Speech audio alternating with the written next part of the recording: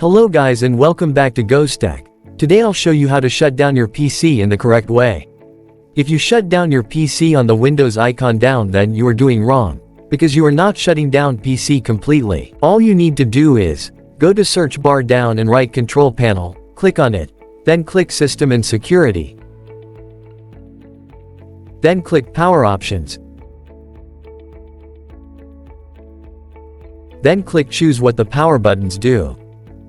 You can see now that the first box is checked where it writes Turn on Fast Startup. You need to uncheck it. To uncheck it, click Change Settings that are currently unavailable. And uncheck the first box, then apply changes. Now after this your PC will shut down completely.